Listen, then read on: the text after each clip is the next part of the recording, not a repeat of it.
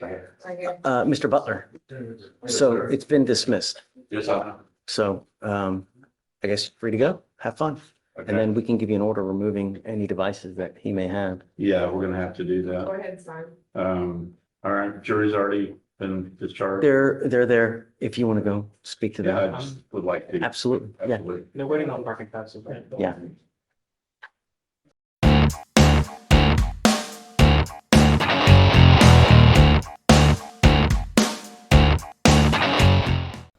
Hey there, welcome to the Courtroom Files. So this video is going to be different from anything we've ever done on the channel before because we start with the ending. What you just saw was the outcome of what you're about to experience, and that was the dismissal of charges against a defendant who was moments away from going to trial for DUI. This was ready to happen, and at the last moment the prosecution backed out.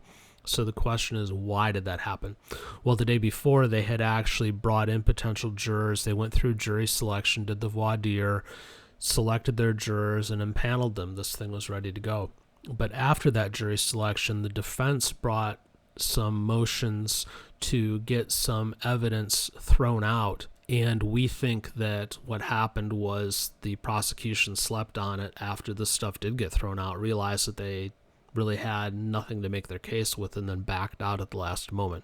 What you're about to hear is audio from that hearing the day before. Now, we weren't able to capture video, just audio. Apologies for that, so ignore the freeze frame on the screen, but the audio is good, and it's definitely worth listening to because it brings up a lot of points for us. The first one is, did the defense attorney just do a great job at the last minute saving his client from a trial? Maybe. But then we also look at it with all of the waste. How much money was spent, frankly, on both sides to get this thing to the point where it has to go to trial, where it's ready to go to trial? The manpower of bringing in all these potential jurors and wasting their time and empaneling them and then bringing back the ones that were empaneled the next day just to say, well, never mind, go home, and wasting their time even further. This leaves a lot of a sour taste in our mouths. But let us know what you think in the comments about this whole thing. And instead of rolling the game film, let's go ahead and roll the game audio. You ready? Yeah. Okay, shh. We're going on the record.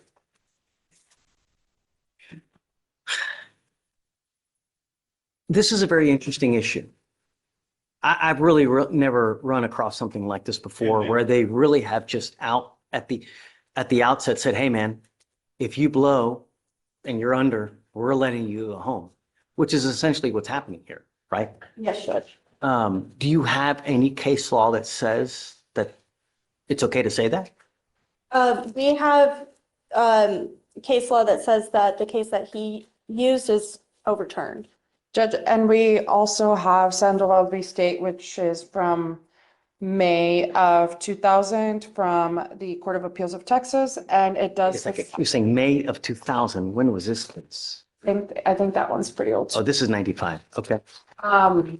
And it's So from what case do you have? Can I Sandoval. see a copy? Yeah, you can keep that. Oh, I think I actually, Judge, may I hand you? No. Okay. They're talking. Yeah, all right. So Sandoval is almost the same thing as, or, I forgot the last name, but It's the same thing. I already know your position. so. I'm trying to get theirs. It states the same thing.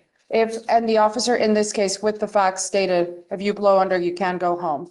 And the Court of Appeals held that the court did not abuse their discretion by letting in the breath test, that it was statutorily, it was outside the statute outside the statute requirements of the DIC reading, but that it didn't A court directly found that was not.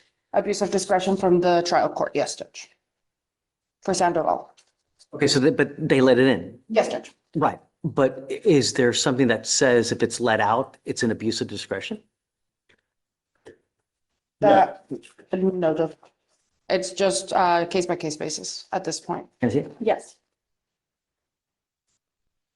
This is the newest one from 2012. That goes directly into the case law that defense is using, and this is Sandoval.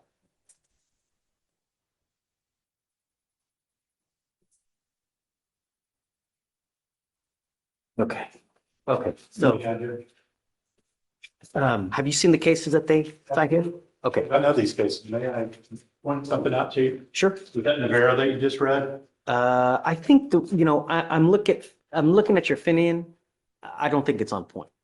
I mean, this is just whether this guy was more afraid about getting stuck by a needle, and that's why he wanted to blow as opposed to, 100%. whereas this one's more on point where I think it go either way. It's 100% on point. And then what I wanted to point out to you was, I believe that was Sandoval that you were just reading. Yeah, Sandoval. Okay, so in the in the Sandoval case, the court said the only case we have found, the only case Right.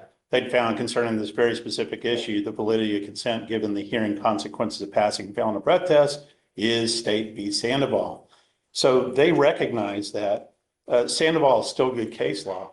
They keep saying that Erdman overruled this case, and that's simply not true. This is still good case law, and I might also add that Sandoval is in the Court of Appeals of Texas of Austin, and the case that I cited to you is the 14th Court of Appeals here in Houston, Texas. Response? Judge, nothing from defense, from the state. It is really just Yeah, I something to consider for the court. I'm ready to rule. I think it's totally coercive. Absolutely. I mean, there's just I've never seen something like it, statement that,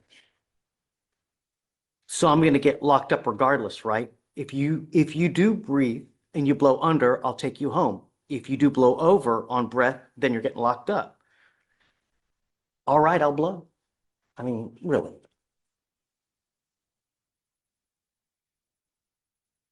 If you blow under, quote unquote, I'm taking you home. If you blow over, you're getting booked in. If you do blood, you're getting booked in regardless, because blood takes 3 weeks, a month to come back. Yeah, I think it's totally, yeah. All right, I'm going to grant your motion as far as the breath. Thank you, Your Honor. Okay. And Your Honor, just to kind of maybe make this faster tomorrow, the state has also, we kind of touched on the motion in limine. And one of my motions in limine was to keep any testimony of the horizontal gaze nystagmus, the eye test, out of evidence because it was improperly performed twice. Once, the HGN that was given might as well have stood for here goes nothing, because that's kind of what it looked like. And then the second time, the horizontal gaze nystagmus test was just murdered. We agreed to leave it out already. So, okay, but I just wanted to Okay. clear that up for the record. So just, admonish your officer accordingly. Hey, please don't get into this, and then that'll make it smooth. And then, Absolutely. okay. Anything else? No. No, Okay. and we also came, just for the record, we did come to an agreement as to where the body cam would be redacted. Okay. And the portion that is redacted includes some statements that were on defense's motion for limine. So it becomes moot at that point. Got it. Just make sure you watch beforehand so that you're okay with everything, so that when we do watch, it goes smooth and we don't, Yeah, if I can get a copy of the one that they're going to offer into evidence today, I can Do you review it have- tomorrow. do you have one I here? I do not have a redacted portion of the body worn camera right now, but I can get it to you by the end of today. Yeah, that's I fine. can send it to That's you. fine. I'm good with that. All right, guys. Thank you. Thanks. See you tomorrow. Hey, thanks for watching. If you enjoyed that video, do please take a moment to like, subscribe, and leave a comment on the video. We'd really appreciate that. And if you want to keep the fun going, check out the video on the screen right now.